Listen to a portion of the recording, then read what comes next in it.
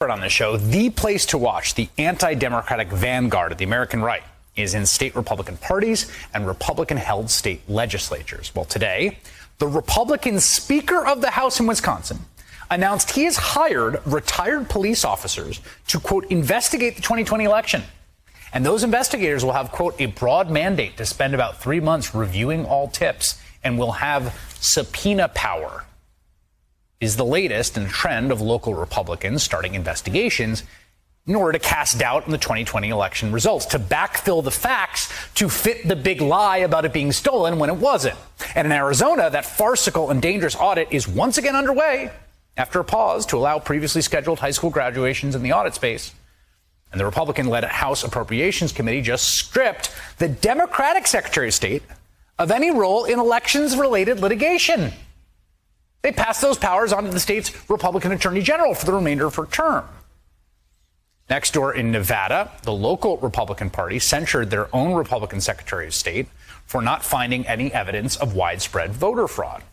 And the censure vote happened at a Republican Party meeting last month. And we have now learned that an avowed member of the far-right street-brawling group, the Proud Boys, was invited to that Republican Party meeting and helped cast the deciding votes to censure the Secretary of State. As always, when we need to make sense of what is happening in Nevada politics, I want to bring in MSNBC political analyst John Ralston, the editor of the Nevada Independent.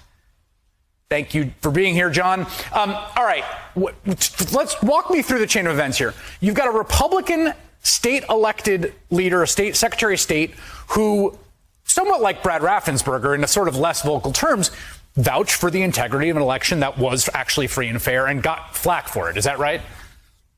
That's an understatement, Chris.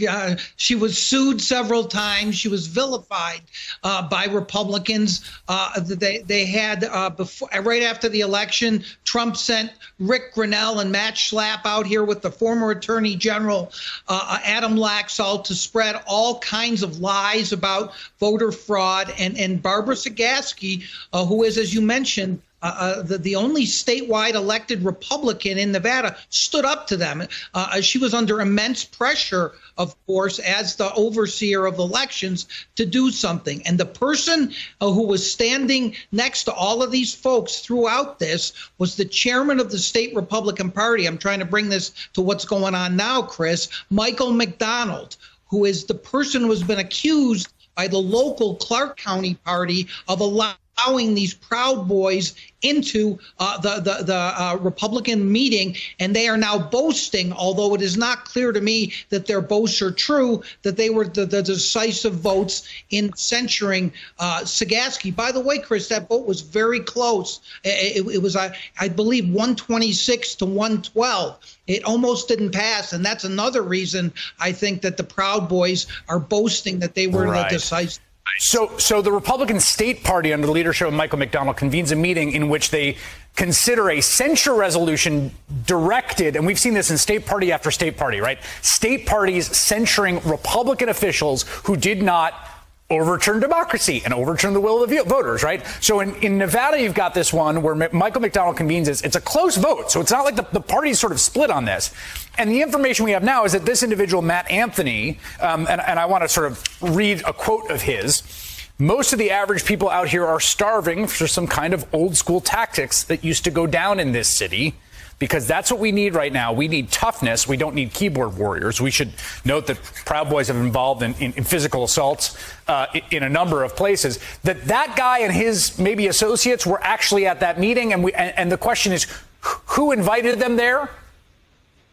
That is the question, and McDonald denies having anything to do with it. But as you mentioned, these guys, as the Proud Boys are everywhere, are creeps and thugs, and they always want to act like they're the big men on campus. And so, again, Chris, they may be boasting of this. Yeah. This is also, there are many layers to this. The reason that vote was so close is emblematic of what's going on in this country inside the Republican Party, where you have the adherents to Trump fighting with the people who say, wait a second, let's move beyond this. This is not a good brand for the Republican Party.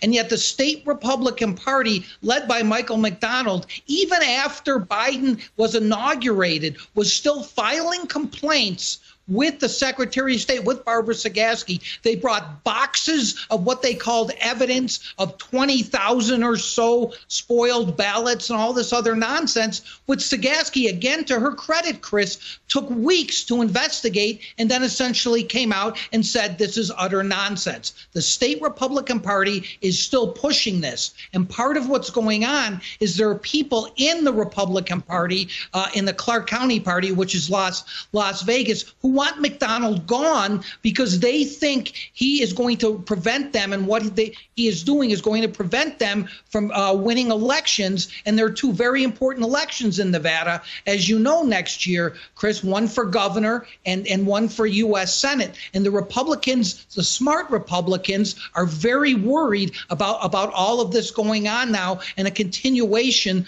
of the Michael McDonald Trump Proud Boy influence on the party. Yeah, this dynamic where you have the state party leader basically targeting for pressure, condemnation, censure, elected Republicans in office. This has been repeated in state after state after state. In Nevada, it's one, you can get away with it a little more in a state like Texas, right? Where you're not in this sort of perilous position of really fighting over these 3 or 4 percentage point margins in statewide elections where Republicans have been close but not gone over the hump. But there's a bigger cost to pay in your state. There is a much bigger cost. And what I say to people and what a lot of people realize is that if Adam Laxalt, who I mentioned is the leader of the Big Lie campaign in this state, the former attorney general, ran for governor, if he had been governor, a lot of different things might have happened if the Republicans had actually had any influence in Carson City in the legislature. This might have been a different story, which is really frightening, Chris.